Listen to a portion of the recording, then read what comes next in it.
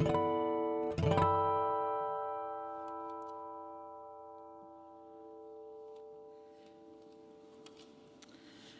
you for the lovely opening music this morning. To our guest, Drew McGraw. Good morning. Good morning. Good morning and welcome to this community of beauty and connection, where people have been coming for generations for nourishment, care, and inspiration. Welcome online and in person on this beautiful New Year's Day. My name is Lori Stevens, and I am the Cummins Ministerial Intern here at First Universalist Church, where we welcome one and all. It's a joy to be sharing worship this morning with our senior minister, Reverend Jen Crow, our artist in residence, Amy K. Bryant, and special guest, Drew McGraw. I'm especially glad to welcome you all here on New Year's Day, this first fresh day of 2023, like fresh snow, unbroken.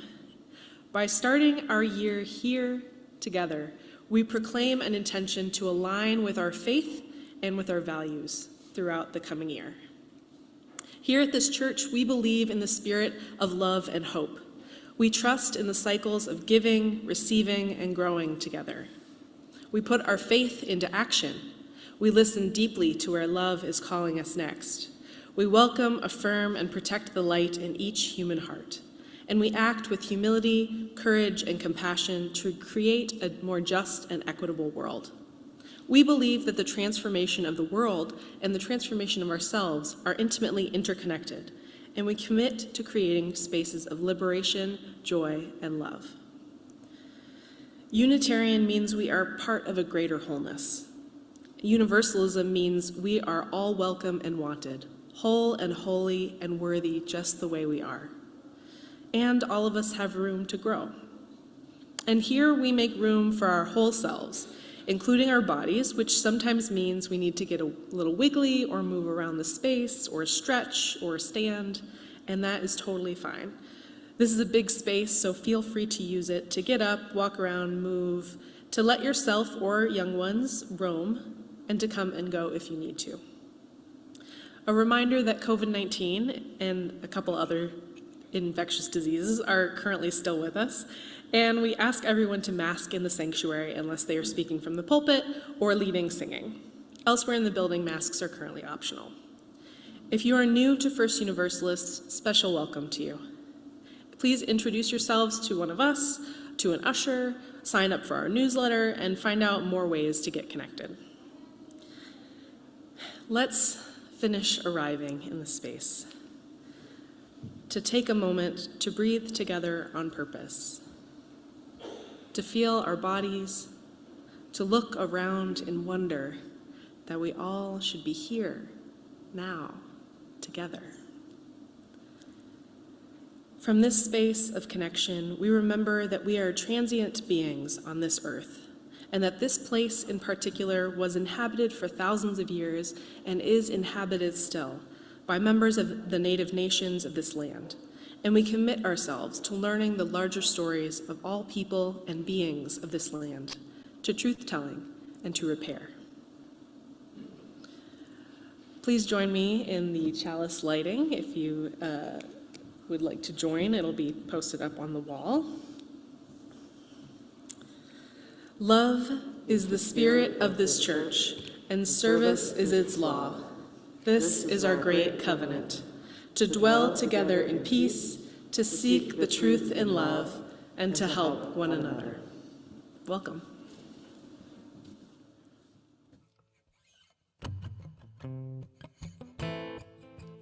Please stand if you're able. Stand in body and spirit and join us in singing the opening hymn, Meditation on Breathing. It's 10:09 in the teal hymn if you need it. Or it's up on the wall. Good morning, First Universalist. When I breathe in, I'll breathe in peace. When I breathe out, I'll breathe out love. When I breathe in, I'll breathe in peace. When I breathe out, I'll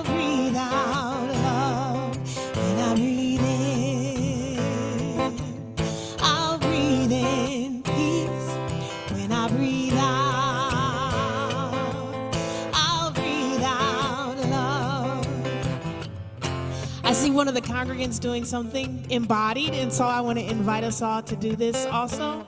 So let's go. Breathe in, peace. Breathe out, love, like the kids do. Breathe in, peace. Breathe out, love. Yeah? Okay, here we go. When I breathe in, I'll breathe in peace. When I breathe out, I'll breathe out love. When I breathe in, I'll breathe in peace. When I breathe out, I'll breathe out love. One more. When I breathe in, I'll breathe in peace. When I breathe out, I'll breathe out love.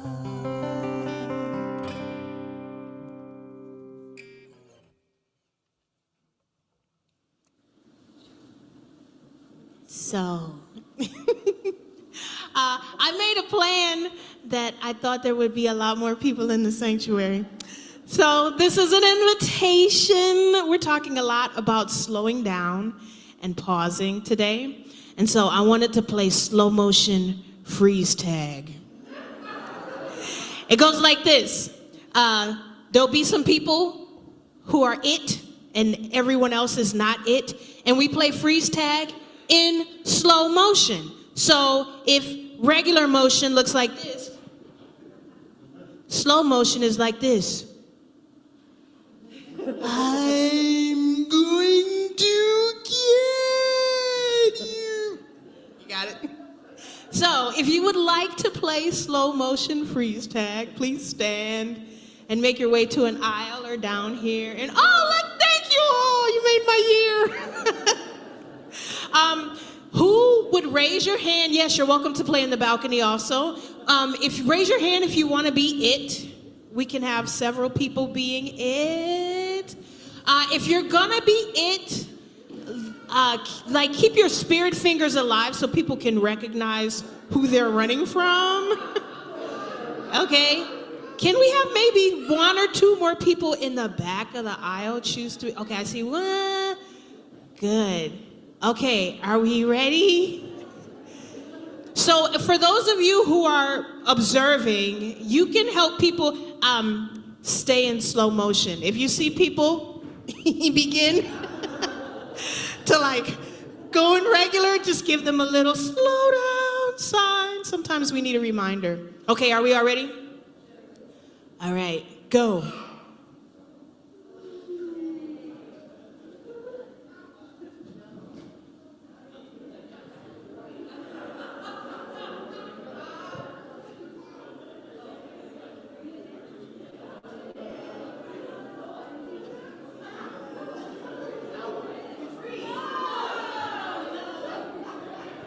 So once you're tagged, you freeze. I forgot to say the rest of it. Until someone who is not it tags you and you're unfrozen.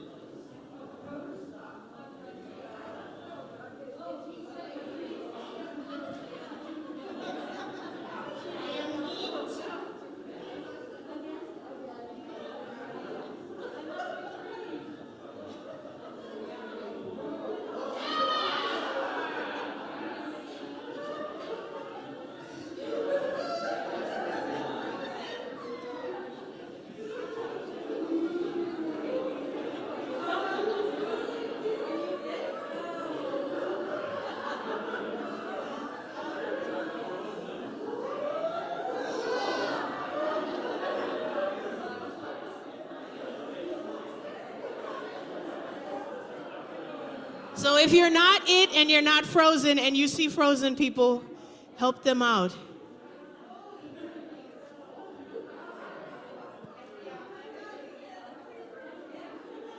We're gonna play for about 30 more seconds. Tagger, see if you can get everybody.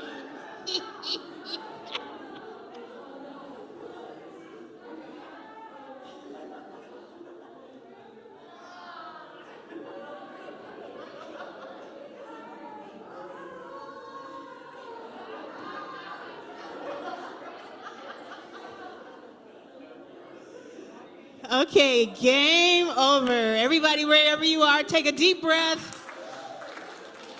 Yes, I know it would be fun. As you return to your seats, you're welcome. Your workout, your first workout of the year is done. But take a moment to find someone near you and talk for a brief moment about what it's like to slow down. How hard or easy is that?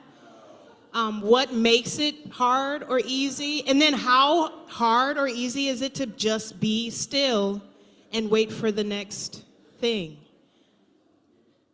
Talk amongst yourselves.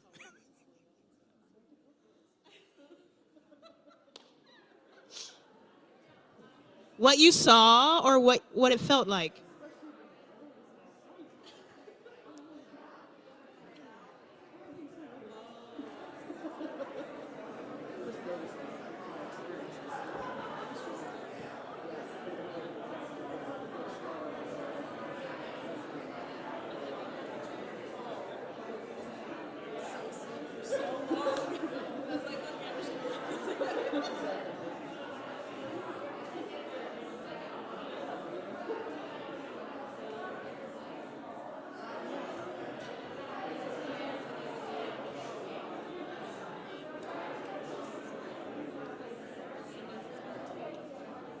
Let's bring our conversations to a pause.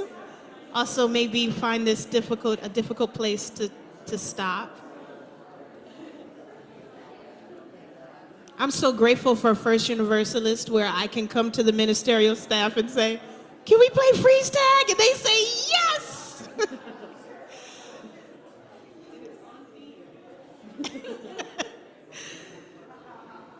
Okay, let's return to the spirit of worship.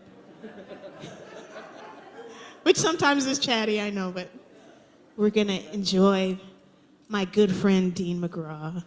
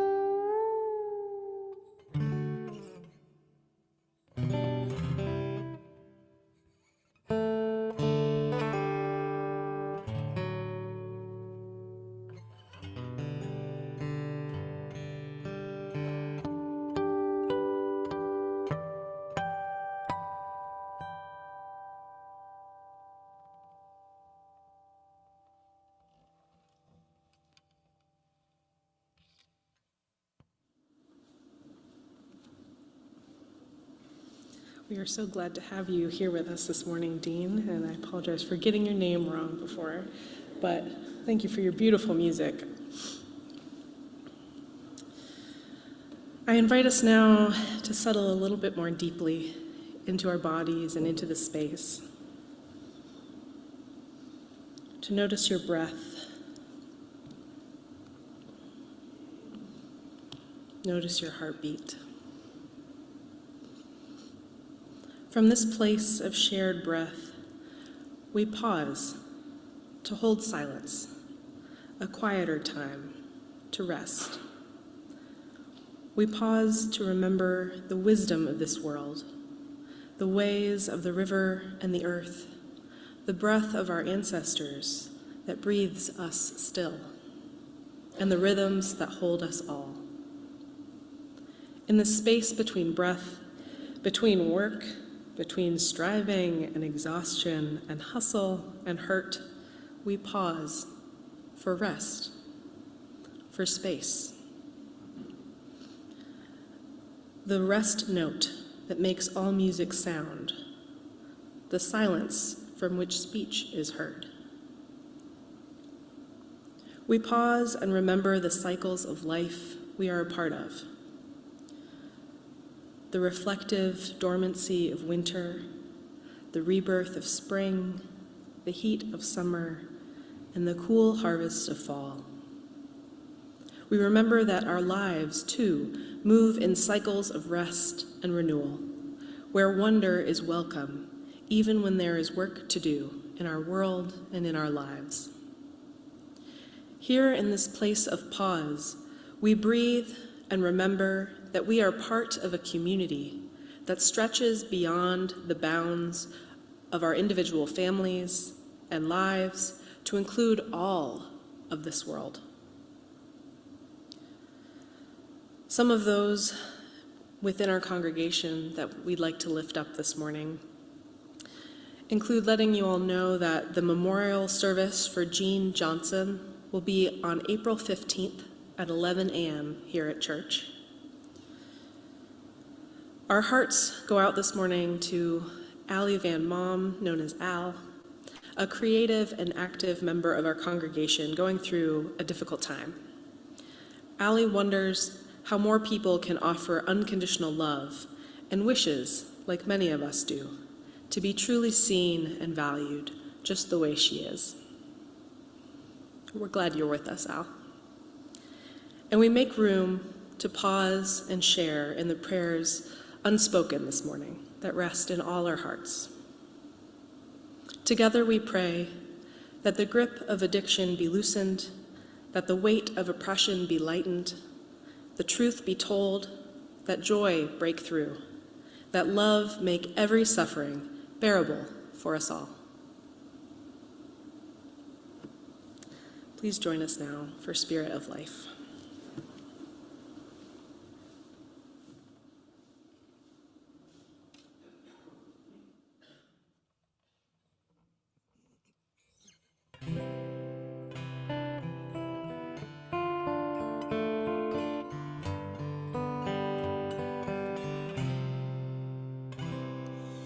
Spirit of life, come unto me. Sing in my heart all the stirrings of compassion. Blow in the wind, rise in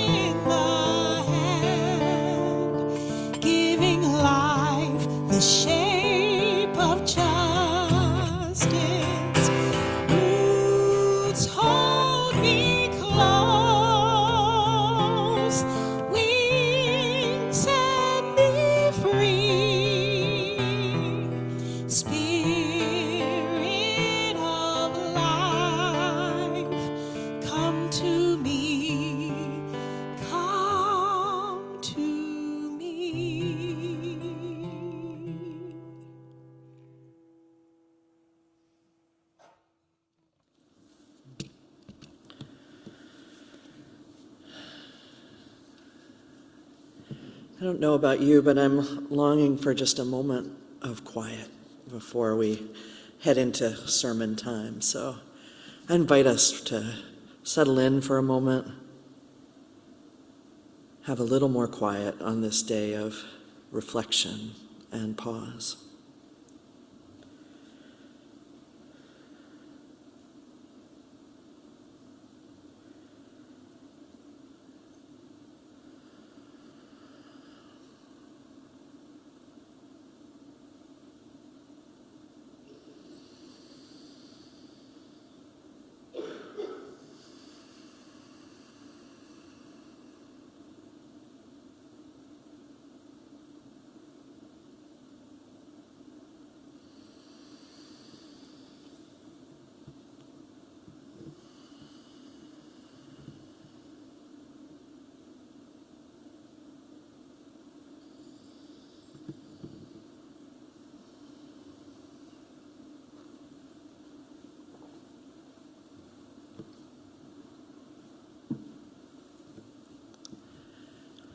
Thank you for that.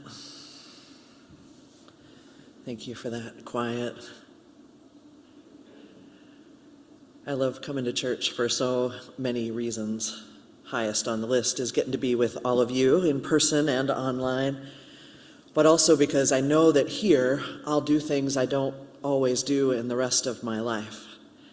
I'll be quiet with a group of people that is also longing for a better now and a better world. I'll get to sing together. We'll get to remember what we're about. We'll get to play. I love getting to be here with all of you and getting to be at church for just those reasons. And wherever you're joining us from this morning, whether it's right here in the sanctuary in the pews or online right now, or you're catching up with us sometime later in the week, because if we learned anything during this pandemic time, right, church is not bound by the walls of a building. It can and should, in fact, go with us wherever we are, right? But here we are in this particular moment, in this turning of the year time, and I love the way that in this moment, in these few days, maybe between some of the winter holidays ending and New Year's and the startup of life sort of as we knew it in 2022, starting again in 2023, we have this time where even our culture and our world slows down for most of us. And it encourages this time of pause, this time of reflection, right? It's one of the times that are maybe rare where I feel actually supported in my spiritual practice by our culture. Slow down, pause, take a look back at the year, see what we want to let go of and what we want to carry, right? So here we are in this time of pausing, of reflecting, this time where we line ourselves up with the seasons of life, right? A few weeks ago, we talked about rest as an essential spiritual practice. Rest as a way of resistance, actually, of pushing back against some of the things that harm us and our world, ways of pushing back against oppressive systems by claiming rest and space and time. And pause, I would say, is step one. To even be able to stop for a moment, to let our breath settle, to stop moving if that works for us, to slow down enough to pause. Mary Oliver, the poet, gave us some instructions for living. Very, very simple. Pay attention, be astonished, tell about it. Pay attention, be astonished, tell about it. Well, at least for me, I can't even begin to pay attention until I slow down a little bit. Slow down and let myself feel what's going on in my body, in my spirit, in my brain, around me with all of you and the world, to slow down enough to even begin to pay attention so that I might be astonished and maybe tell about it. But I have to wonder, given that pausing is so hard in our world sometimes, for many of us, What is it exactly that happens when we slow down? What happens in that in-between space, that rest note that Lori talked about, that slower way? What happens when we pause? And this is a real question to you. What do you notice? What happens when you pause? Anybody want to say what happens? What happens when you slow down and pause? Checking in with our online crew too. Oof, you figure out what you need. Yes. What else happens when you pause? Though that'd be enough, right? Clarity. I heard that. You realize you're tired. Yes. What else? Yes. What else happens? You see. I realize how tired I am. Heartache. Heartache. What's that? All the feelings. That's right. That's right. So noticing more what's around you and inside of you. You get regulated by your breathing, I hear on here. You get a clearing view. All these things and more happen when we actually slow down and pause, right? We've been practicing for 3 years now the 3 intentional breaths together as a community. And many of you have probably seen me. I put my feet on the floor when we do that. I stomp my feet to remember my body. And when I take those breaths, it allows me, and I hope us, to slow down enough to notice what we're feeling physically, what we're feeling spiritually, what we're feeling, or what stories are running in our minds. All of that allows space, right? To see more clearly, to feel the heartache, maybe, to know what we really need, to claim what we really need. All of that happens in that pause time. And I want to say that that pause time is enough to change a life. I know that for myself because one of the first things I learned to pause was restraining what I said and maybe what I did. To pause long enough to hold back, not say the hurtful word, the word in anger, pausing long enough to check in with what's going on inside of myself and then choosing how to be next. So pausing is enough, but if you want to go a little bit further, which I, the striver, always do, pausing can move to naming, noticing, and choosing, all with compassion for ourselves and each other, right? So a lot of what happens in that pause time, even what you all said and what came up in the chat here, we name what is happening for us. We notice what is happening for us. And that space allows us enough room to choose how we will be next. So I bring this process forward just to name it, notice it together, and help us set our way as we move ahead into 2023, right? So whatever we need to do to pause, to notice what's moving through us, maybe to notice the ways that old stories collectively or individually are moving in us that we might want to interrupt or encourage, and then to choose with love and compassion what we want to do and how we want to be next. So, I've been doing some of this pausing and noticing and naming and choosing a little bit over this break time for me. And of course, I've gotten sucked into some of the, year in review stuff that everybody else does, I think. And I'll admit my top favorites are Barack Obama's reading list, which is always something I want to follow. Also, the best air fryer recipes of 2022. That's got a tab now for me. But the other one is a podcast that a colleague of mine sent me months ago, I swear, and I haven't had time to listen to or look up. And it is this podcast about church, because church nerd. And what it is, this particular one is, what are the trends in churches in 2022? And in particular, what are the disruptive trends in churches in 2022? And I bring this to you all because, one, we're in church community together, but two, because I found the reflections helpful not only for this community, but also for us personally and collectively. So one of the things, no surprise, they're really reflecting on in this podcast is about the impact of the pandemic on churches and on us as individuals. Now, I want to remind us, whenever we talk about the pandemic or any collective experience, right, to remember, like we did when it began, that we are all in the same storm, but we are in very different boats. So we are all in the same storm of this, all impacted and maybe injured and in times of loss and change, but we are in very different boats, depending on our social location and the resources that we have. So I say that at the beginning, knowing that our individual experiences are different as I talk about these larger trends. So this podcast, it's called Igniting Imagination. If anybody wants to geek out, I'll send you the link. Happy to share it. But in it, it's 3 pastors talking about the impact of the pandemic on church life. And the first thing they say is that the pandemic has accelerated change.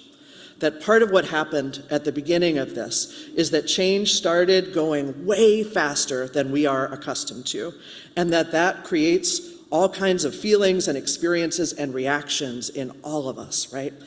And they talked about a bunch of stuff, but one of the guys on it said, the pandemic has really been 3 marathons. And we've completed 1, and we're partway through 2, is what he said. And I was like, no. I would like to be all the way done all 3, if I could, please. But he talked about 3 marathons of the pandemic. Traumatic improvisation, marathon number 1. This is what happened right away. When everything shut down, we started experiencing huge loss. We all were going through a collective and individual trauma on lots and lots of levels. And we started improvising in some really amazing ways. And changes that we talked about and hoped for to make suddenly happened really quickly. For instance, church going completely online in a matter of minutes, really. All kinds of improvisation happened in our individual lives and our collective lives. And it was traumatic. Traumatic improvisation. Marathon number 1. Marathon number 2, he said, is existential exhaustion. Existential exhaustion. A kind of tiredness that is bone weary for many of us. We've seen it in our larger culture, the great resignation, the quiet quitting, all of that. This sense that it's not possible to do more than we absolutely have to. And from this place of exhaustion, we start asking those existential questions, the big questions, the questions that I love to talk about in church. Am I lining my life up with my values? Am I living the way I want to live? Am I in a relationship or relationships that are fulfilling to me and life-giving? Am I part of communities that matter to me and where I want to give and receive and grow? Is this the life I want to be living? Existential questions. So the pastor in this podcast says we're about 17 miles into Marathon 2, for those of you who track. I don't know. I think we're somewhere in there. And then Marathon 3, he said, is nostalgic scarcity. Nostalgic scarcity. And this one I had to really sit with a little bit longer. So what he said about this is that nostalgic scarcity is when you believe you have limited resources, and what you want to do is replicate the before times, basically. You want to take your limited resources and replicate the world before it all fell apart, before it all changed. And this is a really difficult situation to be in. And he says, of course, it's fine to want comfort. We all do at different points, and it's okay to go and get it sometimes. But to live from a place where you believe that resources are limited and that you have to go back in time to feel safe and okay. This is problematic. Problematic in church life, problematic in spiritual living, problematic in our lives. And I was thinking about this. Immediately what came to mind around nostalgic scarcity is an experience that I've had in my family. So what I'm doing is applying these marathons, right? Traumatic improvisation, existential exhaustion, and nostalgic scarcity, beyond church, but also to individual life and other patterns, right? So I started thinking about our house fire in 2016, and I started thinking about, okay, traumatic improvisation, yes. All of a sudden we had to do things very, very differently with a lot less and a lot different. Existential exhaustion, yes, absolutely, from that. But then nostalgic scarcity, right?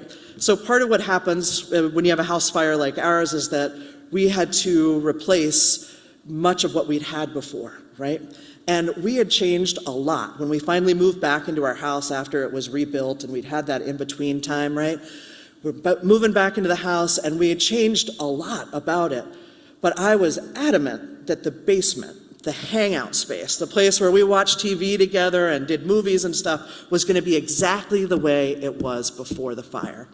I insisted that we buy the exact same couch. I put up, reclaimed and put up some of those posters. I wanted one room in the house to be the same as it was so I could go feel comforted and comfortable down there. Seems fine, right? Mostly fine idea, except we were different. We weren't the same as we had been a year before. And in particular, in our family, our dog was not the same. Now, we have a fantastic dog who we love named Teddy. He's a yellow lab, and he was high-strung before the fire happened, I'll just say. But after, he really, really struggled. And one of the things about him after the fire was that he was still living with the impact of it, right? And one of the ways it came out was that couch cushions that weren't attached to the couch were clearly food. So this is a problem in our house with the couch in the basement because the cushions are not, in fact, attached. And he has, over time, destroyed all of them. So now we have the same couch in the basement with 0 cushions on it, which is really uncomfortable. 0 cushions down there. So we have an assortment of pillows and squishmallows and all kinds of stuff down there that we prop ourselves up and sit on. And he has relaxed a lot, and we have worked together a lot on easing things for him. But do you know what? We're never going to be able to have a couch with detachable cushions again in our house. Not while he's with us, and I don't want it to be any different than it is. So that nostalgic scarcity of I've got to have the exact same couch, it just didn't work out because he was different. And it turns out we're different and the world is different than it was. So I think about this with the pandemic times, right? Here we are coming up on almost 3 years of doing this together.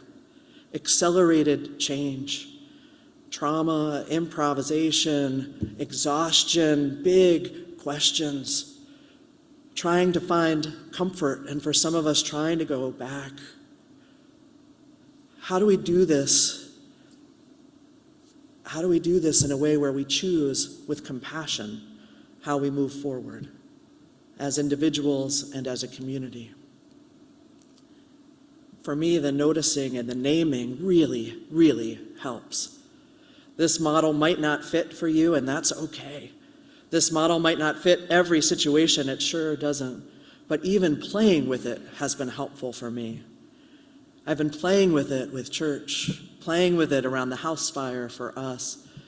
And I've also been thinking a lot about how this moment in time, these 3 years we've been through together, how it really will be one of those defining historical times. We talked about that at the beginning of it, right? We said, back in traumatic improvisation mode, we said, the pandemic is a portal, quoting Arundhati Roy, right?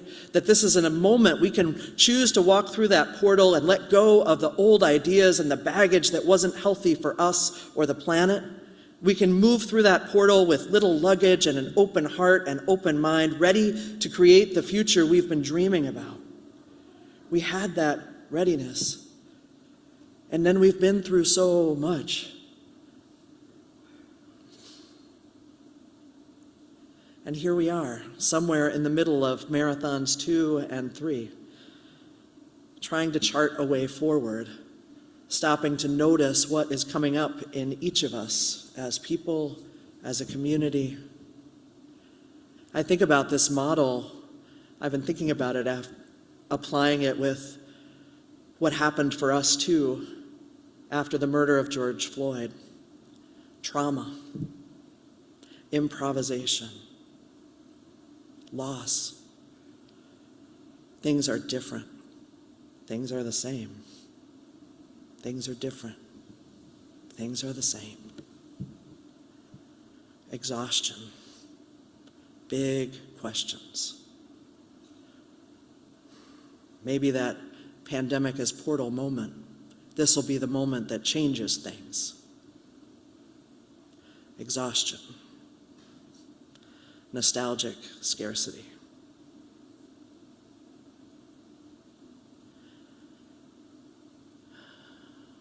I think about all this and need those deep breaths, those intentional pauses that help us find ourselves, hear what we need from deep inside, get a clearer view, feel the heartache,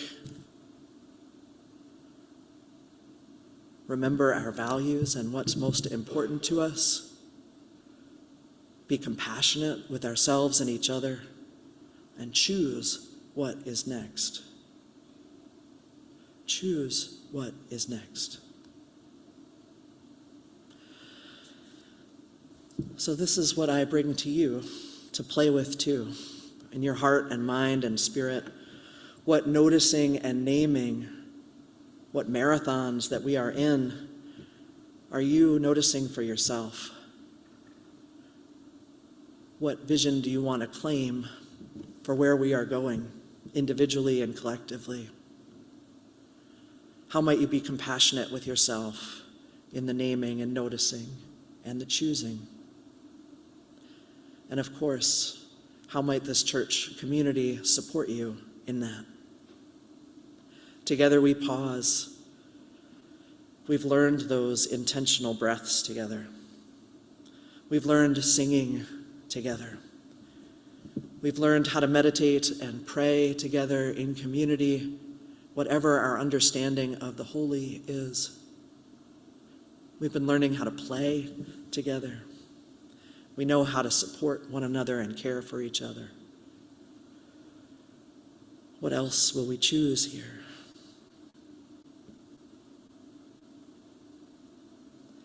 Every day, every week is an opportunity to begin again.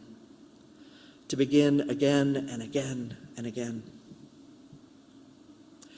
In just a few weeks, on January 21st, we'll have our first all-church retreat, a chance to gather in here or online, to pause, to notice, to name, to choose.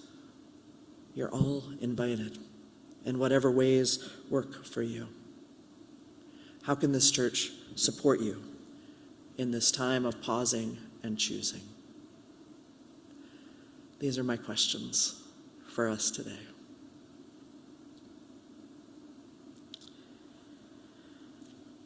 As always, one of the ways that we choose to be together in community is to support each other in this spiritual practice, this rhythm of giving and receiving and growing together.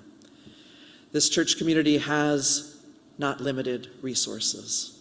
When it comes to caring for each other, we have unlimited resources. Our hearts are big. So as we share in our offering time together today, this time of sharing in financial resources, I remind all of us that if this is a time when you need to receive, please let us know. There are resources to share, and we want to be here for each other. If this is a time when you have financial resources to give, today we continue our holiday giving practice, giving our financial resources together to Black Lives of Unitarian Universalism, an organization that is transforming our faith and serving the needs of Black people within and beyond Unitarian Universalism now and in the days to come. I invite you to give as generously as you're able, both as the ushers come forward and online as well.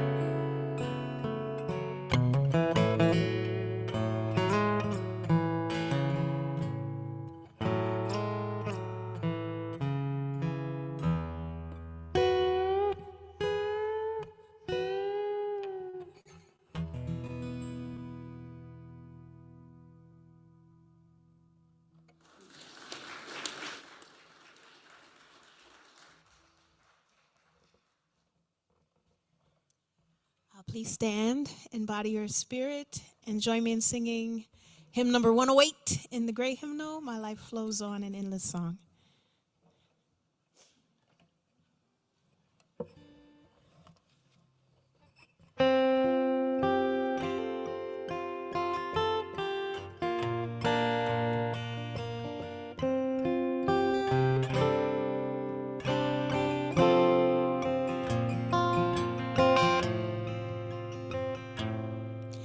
My life flows on in endless song above earth's lamentation. I hear the real, though far off hymn that hails a new creation. Though all the tumult and the strife, I hear the music ringing. It sounds an echo in my soul. How can I keep from singing?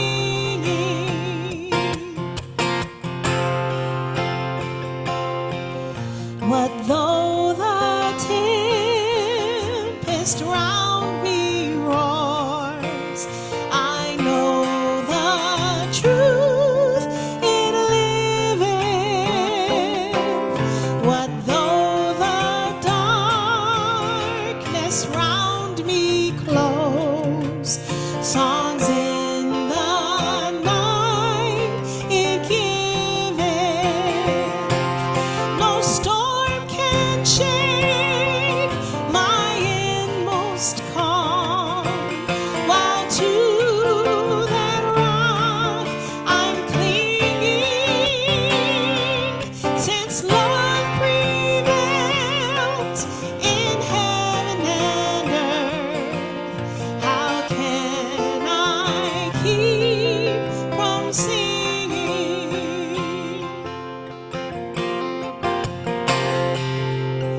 When tyrants tremble as they hear the bells of freedom ringing, when friends rejoice both far and near, how can I keep from singing? To prison cell and dungeon vile, our thoughts to them are winging.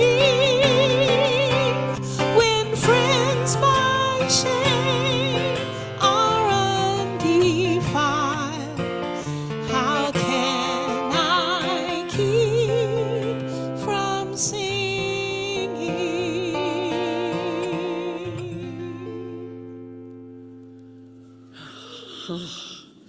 May love prevail. May tyrants tremble. May friends be undefiled by shame. May a new world be born in us, in all of us. Amen.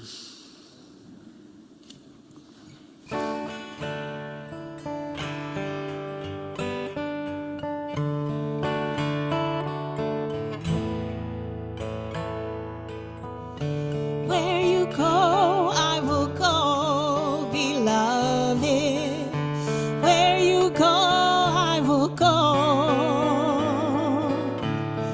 Where you go, I will go, beloved. Where you go, I will go. And your people are my people.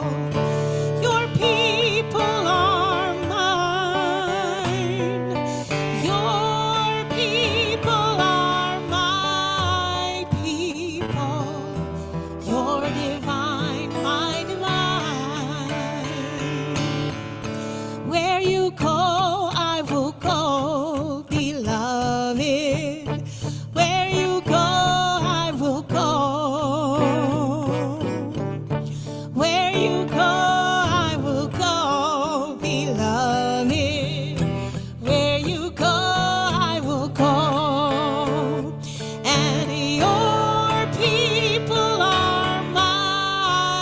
people. Your people are mine. Your people are my people. You're divine, my divine.